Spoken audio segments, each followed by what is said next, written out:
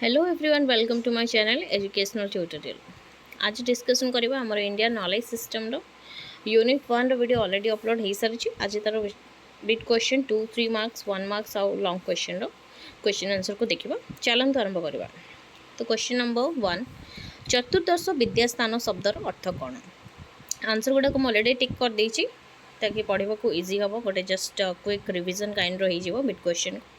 तो आंसर होची हमर 14 प्रकार शिक्षा। बाकी लॉन्ग क्वेश्चन जो रही से क्वेश्चन आंसर सेते पाइबे जिते पूर्व वीडियो को भलसे नोट बनै देबे पढ़ी देबे। तो लॉन्ग क्वेश्चन और शॉर्ट क्वेश्चन को डिस्कशन निजे निजे करि परिबे। आमे बिट क्वेश्चन को डिस्कशन करि देबा ताकि रोड क्विक रिवीजन भी हे जो। चतुर्दश विद्यास्थान संदर्भ में निम्नलिखित मध्य केउंटी को एक प्रमुख वर्ग भाव में विवेचना करा जाए। हमर चतुर्दश 14टी जो हमर शिक्षा रही से केउं प्रमुख वर्ग को आंसर होची हमर उपरोक्त समस्त माने कला गणित जोग। हमर विद्या रे केउं सब वर्ग सब रही विवेचना करा जाए। तो से हमर कला भी जाए, हमर जोग भी जाए, हमर गणित भी जाए, हमर संस्कृति भी जाए। तो आंसर कौन सब समस्त रही क ख ग तीन टा ठीक रही। तेणु आंसर होची उपरोक्त समस्त। केउंटी चतुर्दश विद्यास्थान अंश नुहे? सामरिक कौशल। आमर चतुर्दश विद्यार व्याकरण रही, आमर संस्कृति रही, कला रही, गणित रही, जोग रही, व्यागात्मक रही, जुक्ति भी रही, किंतु सामरिक कौशल रही नहीं। भारतीय इतिहास रे केउं समय रे चतुर्दश विद्यास्थान मुख्यतः व्यवहृत होता? आमर चतुर्दश विद्या आमर केउं समय होता ना वैदिक काल समय होता। मौर्य नहीं कि मौर्य नहीं कि गुप्त नहीं, वैदिक काल रे व्यवहृत होता। एगुड़िक मध्यरु केउंठी को चतुर्दश विद्यास्थान एक प्राथमिक विषय भाव विवेचना करा जाए?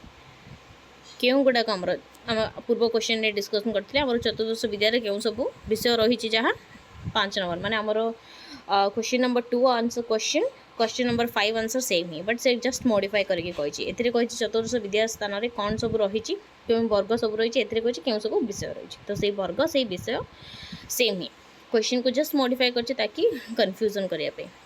तो ये कन्फ्यूज हबार किसी भी ना। जो मैंने भी देखी ना क्लीयरली बहुत ही डीपली गोटे थर वंस पढ़ीदेवे बहुत ही भल अच्छे भलसे बुझीजे। क्वेश्चन आंसर जस्ट पट से करदे। तो सेमती किसी डरबार किसी ना। तो तार आंसर होमर उपरोक्त समस्त माने से जोग गणित संगीत तीनोटी जाक विषय विवेचना करा जाए।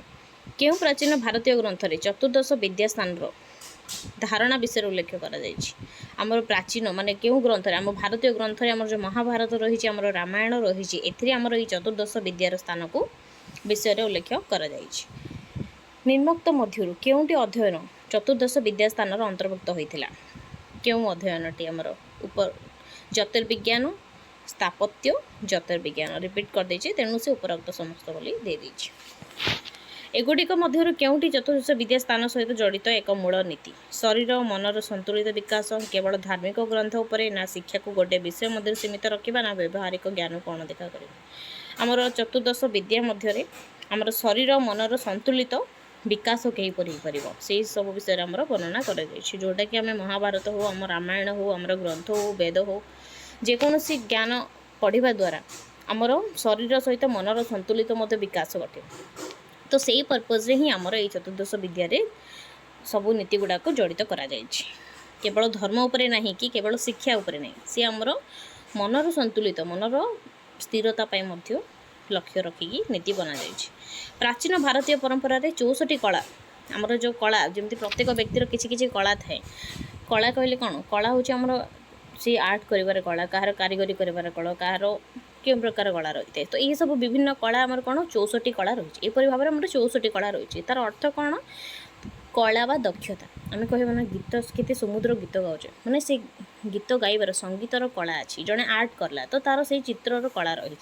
तो यहपरी भिन्न भिन्न कला रही कि आम श्रीकृष्ण थे जे ये 64 कला को 64 दिन में ग्रहण करते माने से जड़े भगवान श्रीकृष्ण पाखे ये 64 कला देखा मिले और यही 64 कला को से 64 दिन में ग्रहण करते।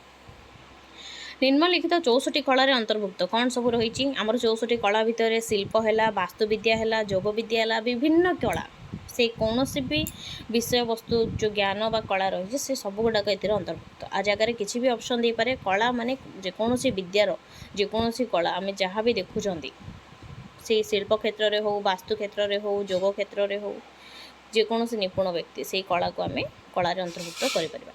କେଉଁ ପ୍ରାଚୀନ ଭାରତୀୟ ଗ୍ରନ୍ଥରେ 64ଟି କଳା ରହିଛି? ମହାଭାରତରେ। ଯେମିତି କହିଲି ଶ୍ରୀକୃଷ୍ଣ ଶିଖିଥିଲେ 64ଟି କଳା, ତାଙ୍କ ପାଖରେ 64ଟି କଳା ରହିଛି, 64 ଦିନରେ ସେ ଗ୍ରହଣ କରିଥିଲେ। ଏହିସବୁ ଆମକୁ କେଉଁ ଗ୍ରନ୍ଥରେ ମିଳିବ? ମହାଭାରତରେ ମିଳିବ। ନିମ୍ନଲିଖିତ ମଧ୍ୟରୁ କେଉଁ ସଙ୍ଗୀତ କଳାକୁ ବୁଝାଏ? କେଉଁ ସଙ୍ଗୀତ କଳାକୁ ବୁଝାଏ? ଗନ୍ଧର୍ବ ବିଦ୍ୟା, ଯେଉଁଟା ଆମର ସଙ୍ଗୀତ କଳାକୁ ବୁଝାଏ। ସେମିତି ଆମର ଚିତ୍ର ବିଦ୍ୟା ରହିଛି, କାବ୍ୟ ବିଦ୍ୟା ରହିଛି, ବାସ୍ତୁ ବିଦ୍ୟା ରହିଛି, କିନ୍ତୁ ଆମର ଯେଉଁ ସଙ୍ଗୀତ କଳା, ଯେମିତି ଗୋଟେ ଜଣେ ଗୀତ ଗାଇବାର କଳାଟା ରହିଛି, ସେଇଟା ଆମର କେଉଁଥିରେ ଅନ୍ତର୍ଭୁକ୍ତ? ଗନ୍ଧର୍ବ ବିଦ୍ୟାରେ ରହିଛି। ସେ କେଉଁ କଳା ନୃତ୍ୟ କଳାକୁ କରେ? ସେ ହେଉଛି ତାଣ୍ଡବ, ନୃତ୍ୟ, ନାଟ୍ୟ, ଏହିସବୁ ବିଷୟରେ। ତାଣ୍ଡବ ହେଲା ନୃତ୍ୟ, ନାଟ୍ୟ ଶିଖିବା ହେଉଛି ଆମର ନୃତ୍ୟ କଳା ସହିତ ଜଡ଼ିତ ହୋଇଥାଏ। କେଉଁଠି ଆମର ଧ୍ୱନି ପବିତ୍ର ବିଜ୍ଞାନର ଅଧ୍ୟୟନ କରିଥାଏ? ଶବ୍ଦ ବିଦ୍ୟା, ସେଇଟା ଆମର ଧ୍ୱନି, ଶବ୍ଦ ମାନେ ଧ୍ୱନି ଜଣାପଡ଼ିଯିବ, ତ ଏଥିରେ ଡାଉଟ୍ ହେବାର କିଛି ବି ନାହିଁ। କେଉଁ କାଳ ଜ୍ୟୋତିଷ ଶାସ୍ତ୍ର ସହିତ ଜଡ଼ିତ? ଜ୍ୟୋତିଷ ବିଦ୍ୟା ଅବଭିୟସଲି। କେଉଁ କଳା ଗୁଡ଼ିକ ସ୍ଥାପତ୍ୟ ଅଧ୍ୟୟନ ଧ୍ୟାନ ଦିଅନ୍ତି? ସ୍ଥାପତ୍ୟ କୌଣସି ଜିନିଷର, ବାସ୍ତୁ, ଆମର ବାସ୍ତୁଶାସ୍ତ୍ର ଆମେ ଦେଖୁ, ସ୍ଥାପତ୍ୟ କୌଣସି ବି ଜିନିଷ ସ୍ଥାପିତ ସମୟରେ ଆମେ କେଉଁ ଜିନିଷ ଉପରେ ବହୁତ ଜ୍ଞାନ ଦେଇଥାଉ? ବାସ୍ତୁ ବିଦ୍ୟା, ବାସ୍ତୁଶାସ୍ତ୍ର ଉପରେ। ପବିତ୍ର ରୀତିନୀତି ଏବଂ ସେଗୁଡ଼ିକର ପ୍ରୟୋଗ ବିଷୟରେ ଜ୍ଞାନକୁ କ'ଣ କୁହାଯାଏ? ଯଜ୍ଞ ବିଦ୍ୟା କୁହାଯାଏ। ରୀତିନୀତି ବିଷୟରେ ଜାଣିବା, ସେଗୁଡ଼ାକ ପ୍ରୟୋଗ କ'ଣ? ଯଜ୍ଞ ବିଦ୍ୟା ବୋଲି କୁହାଯାଏ। କେଉଁ କଳା ଗଣିତ ସହିତ ଜଡ଼ିତ? ଗଣିତ କଳା। ତାପରେ ଆସିଲା ଆମର କେଉଁ କଳା ଶାରୀରିକ ଏବଂ ମାନସିକ ସ୍ୱାସ୍ଥ୍ୟ ସହିତ ଜଡ଼ିତ? ଆୟୁର୍ବେଦିକ। ଆମର ବାସ୍ତୁରେ ତ ଯିବନି, ଶିଳ୍ପରେ ତ ଯିବନି, ଭୌତିକରେ ଯିବନି। ଆୟୁର୍ବେଦିକ ହେଉଛି ଆମର ଯେଉଁଟା ଆମର ଶରୀର ଆଉ ମାନସିକ ସ୍ୱାସ୍ଥ୍ୟ ଜନିତ କଳା। ସେ ଆୟୁର୍ବେଦିକ ଶିଖିବା ହେଲା ମଧ୍ୟ ଗୋଟେ କଳା, ଡକ୍ଟରେଟ୍ କଳା। ବିଭିନ୍ନ ପ୍ରତି ମନୁଷ୍ୟ ପାଖରେ ଯେଉଁ ପ୍ରକାର କାର୍ଯ୍ୟ କରିବାର ଦକ୍ଷତା ରହିଛି, ଯେଉଁ ମଣିଷ ଯେଉଁ କାର୍ଯ୍ୟ ପ୍ରତି ଦକ୍ଷତା ବା ଯେଉଁ କାର୍ଯ୍ୟ କରିପାରନ୍ତି, ସେଇଟା ହେଉଛି ସେ ମନୁଷ୍ୟର କଳା। କିନ୍ତୁ ଆମର ସାହିତ୍ୟ ଭାଷାରେ, ଆମର ନଲେଜ୍ ସିଷ୍ଟମ୍ ୱାଇଜ୍ ଆମର କଳାକୁ ବିଭିନ୍ନ ପ୍ରକାର କ୍ୟାଟେଗୋରୀ ବା ଭାଗ କରାଯାଇଛି। ତ ସେଇ ଭାଗ ଗୁଡ଼ାକୁ ପଢ଼ିବା ଦ୍ୱାରା ଆମେ ଜାଣିପାରିବା କେଉଁ କଳା କେଉଁ କଳାର ଅନ୍ତର୍ଭୁକ୍ତ ରହିଛି। ଯେମିତି ଆମର ଏଇ ଶାରୀରିକ ମାନସିକ ଉପରେ ଡକ୍ଟରେଟ୍, ସୋ ଆମେ ଆୟୁର୍ବେଦିକରେ ଗଲା। ଶିଳ୍ପରେ ଯିବ ସେହିପରି ଗନ୍ଧର୍ବ ବିଦ୍ୟା, ତ ଏହିସବୁ ଗୁଡ଼ାକ ବିଭକ୍ତି କରାଯାଇଛି। ନିମ୍ନଲିଖିତ ମଧ୍ୟରୁ କେଉଁ କଳା ରୀତିନୀତି ଓ ରହସ୍ୟବାଦୀ ଅଭ୍ୟାସ କଳା ସହିତ ଜଡ଼ିତ? ତନ୍ତ୍ରବିଦ୍ୟା। ରୀତିନୀତି, ରହସ୍ୟବାଦ। ରୀତିନୀତି ପ୍ରୟୋଗଟା ହେଉଛି ଆମର କ'ଣ? ସେଇଟା ଆମର କେଉଁ କଳା? ବାସ୍ତୁ ଉପରେ। ଆଉ ରୀତିନୀତି କଳା ଯେଉଁଟା ରହସ୍ୟବାଦୀ ଥାଏ, ସେଇଟା ଆମର ତନ୍ତ୍ରବିଦ୍ୟା ଉପରେ ଥାଏ। ଏଇଟା ମନେ ରଖିବ। ରୀତିନୀତି ପ୍ରୟୋଗ ଦେଲା, ସେଇଟା ହେଉଛି ଆମର ବାସ୍ତୁବିଦ୍ୟା। ରହସ୍ୟବାଦୀ ହେଲା ଅଭ୍ୟାସ କଳା, ସେଇଟା ହେଉଛି ଅଭ୍ୟାସ କରିବା, ଏଥିରୁ ହିଁ ଜାଣିପାରୁଥିବା ଆମେ ତନ୍ତ୍ରଶାସ୍ତ୍ର। ଆଉ କେଉଁ କଳା ମନ୍ଦିର ବା ଅନ୍ୟାନ୍ୟ ସଂରଚନା ନିର୍ମାଣରେ? ସେଇଟା ହେଲା ବାସ୍ତୁ। ନିର୍ମାଣ କରିବା, ବନେଇବା, ସେଇଟା ବସ୍ତୁ ଉପରେ ହିଁ ଯିବ। ଧ୍ୟାନ ଏବଂ ଏକାଗ୍ରତାର କଳାକୁ କ'ଣ କୁହାଯାଏ? ଆଧ୍ୟାତ୍ମିକ। କୌଣସି ଜିନିଷ ଧ୍ୟାନ କରିବା, ତପ କରିବା, ଏକାଗ୍ରତା, କନସେନ୍ଟ୍ରେସନ୍ କରିବା, ଏହିସବୁଟା ଆମର କେଉଁଥିରେ? ଆଧ୍ୟାତ୍ମିକ ଉପରେ ଯାଉଛି। ବୈଦିକ ପରମ୍ପରାରେ କେତୋଟି ବେଦ ରହିଛି? ଆମେ ଜାଣିଛନ୍ତି 4ଟି। ଋକ୍, ସାମ, ଯଜୁର୍, ଅଥର୍ବେଦ। ଏହିସବୁ ଗୁଡ଼ାକ ଆନ୍ସର୍ ପାଇଯିବ। ଆଉ ପୂର୍ବ ଭିଡ଼ିଓକୁ ଦେଖିଦେବାର ପାର୍ଟ 1, ପାର୍ଟ 2 ମୁଁ ୟୁନିଟ୍ 1ର ଛାଡ଼ିଛି। ବହୁତ ଇଣ୍ଟରେଷ୍ଟିଂ ଟପିକ୍ ଅଛି, ସେଗୁଡ଼ା ପଢ଼ିଲେ ଜାଣିବା ଦରକାର, ଆଉ ପଢ଼ିଲେ ବହୁତ ଇଣ୍ଟରେଷ୍ଟିଂ ବି ଲାଗେ। ତ ସେଇ ସବୁ ପଢ଼ିଦେଲେ ଏଇ କ୍ୱେଶ୍ଚନ୍ ଆନ୍ସର୍ ଜଷ୍ଟ ହିଁ କରିଦେବ। 4ଟି ବେଦ ମଧ୍ୟରୁ କେଉଁଠି ସବୁଠାରୁ ପୁରୁଣା? ଆମର ହେଉଛି ଋଗ୍ବେଦ।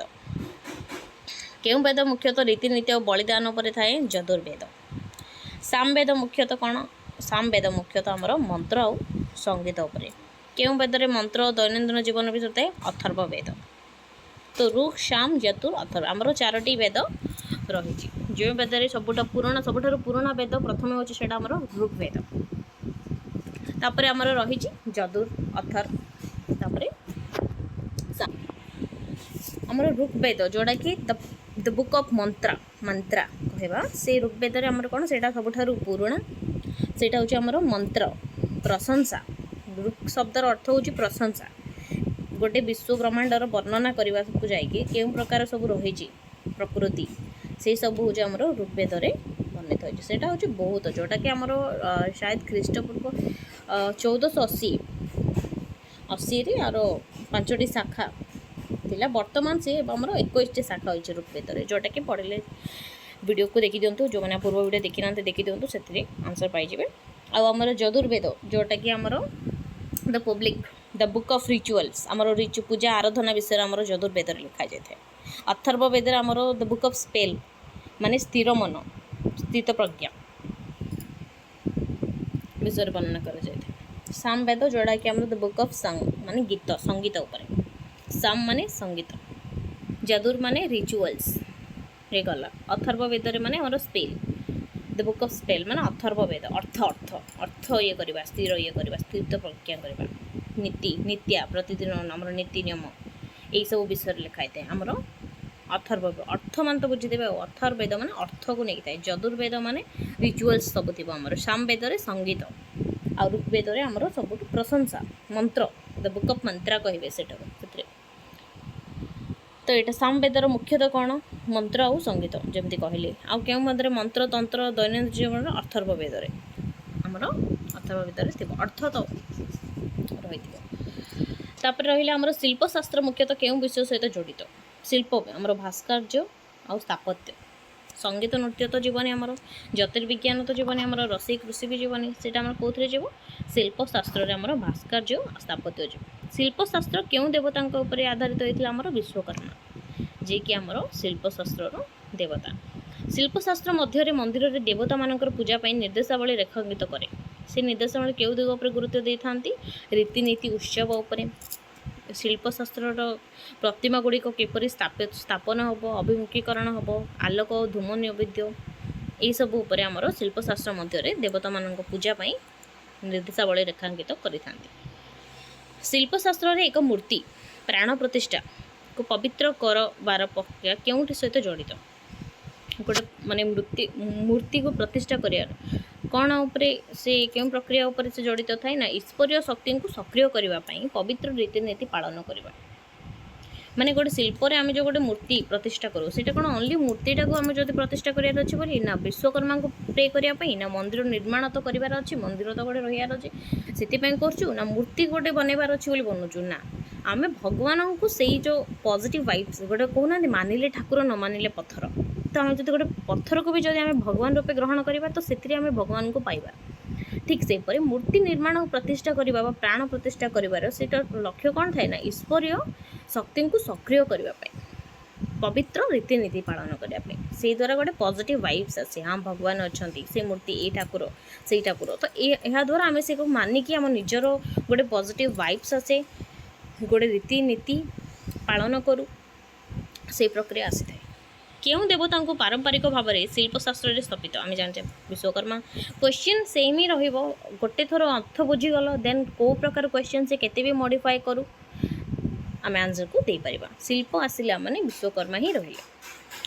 केउटी 6टी वेदांग मध्य कौन कम 6टी वेदांग ज्योतिष विज्ञान प्रदर्शन कला व्याकरण कल्प से कही केउटी नुह कही तो आमर 6टी वेदांग कौन कौन ना 6टी वेदांग आमर तो 6टी आमर वेदांग हूँ गोटे है शिक्षा कल्प व्याकरण निरुक्ति चांद आउ ज्योतिष आमर ये 6टी हूँ वेदांग ये ना कही तो आमर चांदा सहित चांद भी गोटे आमर वेदांग शिक्षा आमर गोटे वेदांग नुहे कही ना कहीं क्वेश्चन वेदांग नुहे कही ज्योतिष ज्योतिर्विज्ञान व्याकरण आमर गोटे वेदांग जीव कल्प आमर वेदांग जीव ज्योतिष आमर गोटे वेदांग जीव किंतु नाट्यशास्त्र आमर वेदांग जीव ना। तो 6टी वेदांग कौन कौन कहली शिक्षा कल्प व्याकरण निरुक्ति चांद ज्योतिष।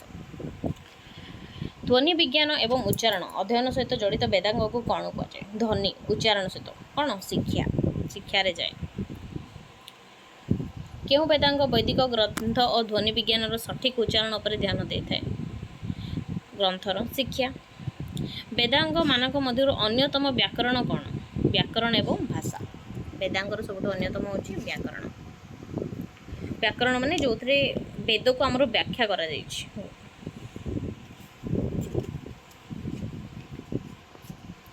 रीतिनीति बलिदान आनुष्ठानिक अभ्यास सहित जड़ित वेदांग को कौन कह जाए कल्प माने आमर जोटा कि देख आमर व्याकरण भाषा को धरी वेदांग आमर भाषा पर थाए आमर ग्रंथ ध्वनि विज्ञान ग्रंथ उपर आमर कौन शिक्षा रे जाए आमर व्याकरण भाषाटा आमर वेदांगर व्याकरण पर जाए किंतु रीतिनीति बलिदान अनुष्ठानिक आमर कल्प रे जाए कल्प वेदांग रे जाए। वैदिक स्त्रोतर छंद छंद अध्ययन आमर चंदास रे जाए। क्यों वेदांग स्वर्गीय वस्तु समकल गणना ज्योतिष शास्त्र यहाँ आमर ज्योतिष ध्यान रे ଦେଇଥାଏ। ବୈଦିକ ରୀତିନୀତି ସେମାନଙ୍କର ଉପରୋକ୍ତ ଆଚରଣ ଅଧ୍ୟୟନ ସହିତ ଜଡ଼ିତ ବେଦାଙ୍ଗକୁ କ'ଣ କୁହାଯାଏ? କଳ୍ପ ରୀତିନୀତି। क्वेश्चन रिपीट କରୁଛି। ଛନ୍ଦସ୍ ନାମକ ବେଦାଙ୍ଗ କ'ଣ ନା ବୈଦିକ ସ୍ରୋତ ଗୁଡ଼ିକର ଛନ୍ଦ ଓ ଛନ୍ଦମୁକ୍ତ ରିଲେଟ୍ ବି କରିପାରିବ। ଛନ୍ଦସ୍ ଛନ୍ଦଯୁକ୍ତ ସଂରଚନା। ବୈଦିକ ଭାଷା ଓ ବ୍ୟାକରଣର ନିୟମ ବୁଝିବାରେ ସାହାଯ୍ୟ କରୁଥିବା ବେଦାଙ୍ଗ କ'ଣ ଆମର? ବ୍ୟାକରଣ। କେଉଁ ବେଦାଙ୍ଗ ବୈଦିକ ଭଜନ ଓ ମନ୍ତ୍ରର ତାଳକୁ ବୁଝିବା ପାଇଁ ସବୁଠାରୁ ଅଧିକ ସହାୟକ ଦେଇଥାଏ? ସେ ହେଉଛି ଛନ୍ଦସ୍। ବ୍ୟାକରଣ ଏକ ବେଦାଙ୍ଗ ମୁଖ୍ୟ କେଉଁ ପ୍ରାଚୀନ ବିଦ୍ୱାନ ସହିତ ଜଡ଼ିତ? ପାଣିନି। ବୈଦିକ ସ୍ରୋତର ତାଳ ଓ ଗଠନ ବୁଝିବା ପାଇଁ ନିମ୍ନଲିଖିତ କେଉଁ ବେଦାଙ୍ଗ ଗୁରୁତ୍ୱପୂର୍ଣ୍ଣ? ଛନ୍ଦାସ। 3 ଥର ରିପିଟ୍ କଲାଣି କ୍ୱେଶ୍ଚନ୍, ତ ଏଥିରେ ବୁଲିବା ବା କନଫ୍ୟୁଜ୍ ହେବାର କିଛି ନାହିଁ। ବୈଦିକ ଭୋଜନ, ବୈଦିକ ସ୍ରୋତର ତାଳ ଗଠନ ଏସବୁ କ'ଣ ବୈଦିକ ଜିନିଷଟା ହିଁ ଆମର ଛନ୍ଦାସରେ ଯାଏ, ଛନ୍ଦାସ ବେଦାଙ୍ଗରେ ଯାଏ। ବେଦାଙ୍ଗ ବିଷୟରେ ଫୁଲ୍ ଡିଟେଲରେ ଜାଣିବାର ଅଛି ତ ପୂର୍ବ ଭିଡ଼ିଓକୁ ନିଶ୍ଚୟ ଦେଖିଦେବେ, ତାକି ଲଙ୍ଗ୍ କ୍ୱେଶ୍ଚନ୍ ବି କଭର୍ ହେଇଯିବ ଆଉ ଏଇଟା ବିଟ୍ କ୍ୱେଶ୍ଚନ୍ ବି କଭର୍ ହେଇଯିବ। ସ୍ୱର୍ଗ ଗତିବିଧି ଏବଂ ଶୁଭ ସମୟ ଗଣନା ହେବା ଆମର ଜ୍ୟୋତିଷ ବେଦାଙ୍ଗରେ ରହିବ। ବୈଦିକ ଯଜ୍ଞ କରିବାର ସଠିକ୍ ଉପାୟ ଶିଖିବା ପାଇଁ କେଉଁ ବେଦାଙ୍ଗ? ସଠିକ୍ ଉପାୟ କଳ୍ପ। ବେଦମାନଙ୍କର ଅନ୍ୟ ବ୍ୟାକରଣ ଅଧ୍ୟୟନ ଆମର ପତଞ୍ଜଳି କାର୍ଯ୍ୟ ଦ୍ୱାରା ଉନ୍ନତ ହୋଇଥିଲା। ପତଞ୍ଜଳି କାର୍ଯ୍ୟ ଦ୍ୱାରା ଉନ୍ନତ। କେଉଁଟିକୁ ବୁଝିବା ପାଇଁ ବେଦାଙ୍ଗ ରଚନା କରାଯାଇଥିଲା? ବେଦକୁ ବୁଝିବା ପାଇଁ ବେଦାଙ୍ଗ ରଚନା କରାଯାଇଥିଲା। କ୍ୟାଟେଗୋରୀ ତାର ଅର୍ଥ ବେଦର କେଉଁ ପ୍ରକାରର ଜ୍ଞାନ ରହିଛି? ଯାଦୁ, ଆରୋଗ୍ୟ, ବୈବାହିକ ଜ୍ଞାନ। ଅଥର୍ବର ଅର୍ଥ ଋଗ୍ବେଦର ମୁଖ୍ୟତଃ ଭୋଜନ କବିତା।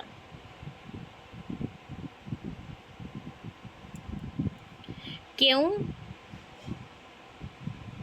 ବେଦକୁ ଶାସ୍ତ୍ରୀୟ ସଙ୍ଗୀତ ଓ ମନ୍ତ୍ରର ଉତ୍ସ ବୋଲି କରାଯାଏ? ସାମବେଦ। ସଙ୍ଗୀତ। ଯଜୁର୍ବେଦ ହେଉଛି ଆମର ବଳିଦାନ ଓ ରୀତିନୀତି। କେଉଁଟି ମୂଳଦୁଆ ସାମବେଦ ବୋଲି ବିବେଚନା କରାଯାଏ? ଧାର୍ମିକ ବଳିଦାନ ହେଉଛି ଆମର ସାମବେଦର ମୂଳଦୁଆ। ଋଗ୍ବେଦରେ ଥିବା ଭଜନ ଗୁଡ଼ିକ କେଉଁ ମଧ୍ୟରୁ ରହିଛି? ଆମର ଦେବତାଙ୍କ ଉପରେ। ବେଦ ଗୁଡ଼ିକର ମୁଖ୍ୟତଃ କେଉଁ ଭାଷାରେ ଲେଖାଯାଏ? ସଂସ୍କୃତରେ। This is very important.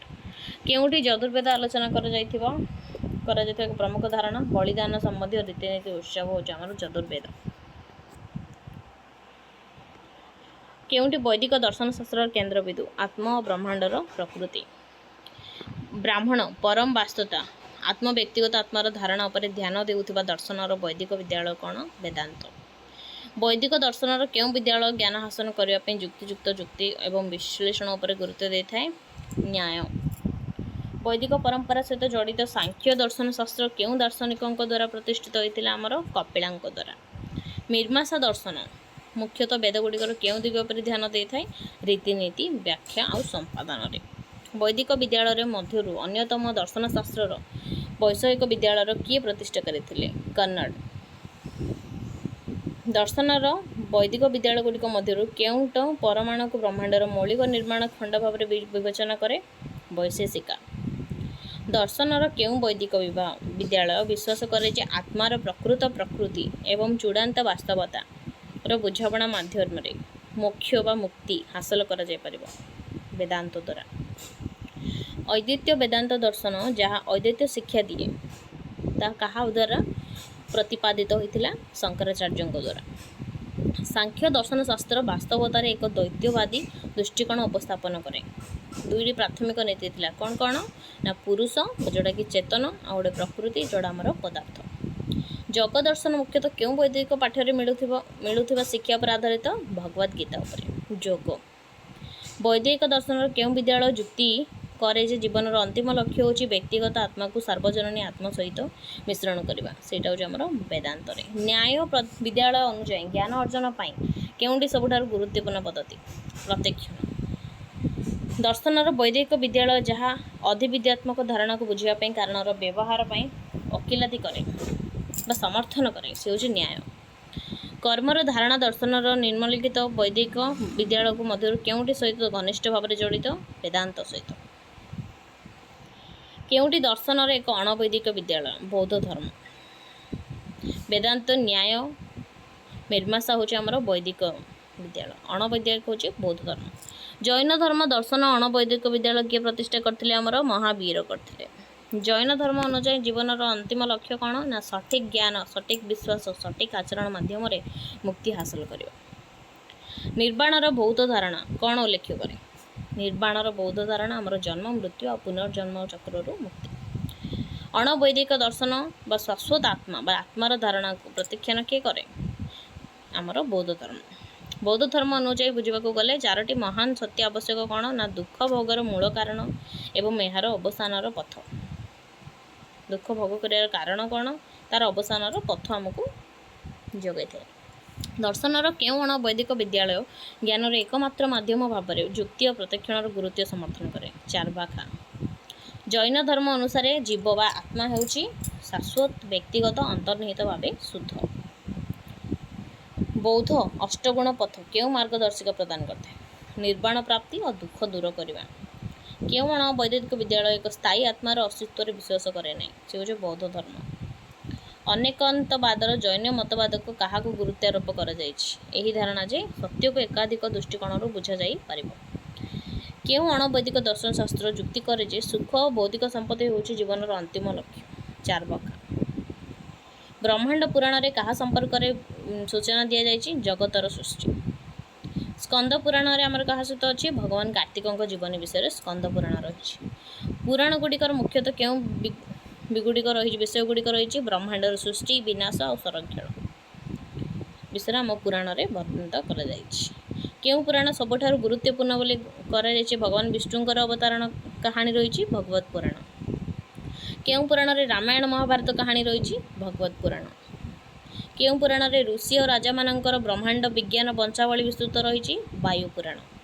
केउं पुराण रे शिक्षा कहानी मध्य ध्यान दे थाए भगवान विष्णु।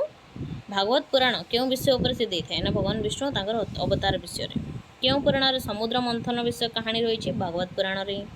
गरुड़ पुराण यार शिक्षा कौन ना परजन्म आत्मार यात्रा। गरुड़ पुराण रे आमर जीवनर मृत्यु परे घटना विषय दे थाए। केउं पुराण देवी बा सर्वोच्च देवी बा तांको विभिन्न रूप विषय रही आमर देवी पुराण। केउं पुराण रे राजा हरिश्चंद्र कहानी और दक्षर बलिदान विषय रही अग्नि पुराण रे। मार्कंडेय पुराण रे आमर कौन रही देवी महात्म्य देवी दुर्गांकर कहानी रही मार्कंडेय पुराण रे। आ देवी पुराण रे देवींकर विभिन्न अवतार रही। आ भागवत रे आमर भगवानकर 10 अवतार विषय रही। तापर लिंग पुराण रे आमर कौन रही भगवान शिवंकर जीवन विषय आमर लिंग पुराण रे रही। पद्म पुराण रे कौन रही आमर देवता ऋषि राजा मानकर वंशावली विषय रही। तो यहीपरि भाव आमर विभिन्न पुराण रही जो आमर वर्णना कर भगवान देवादेवी मानकर।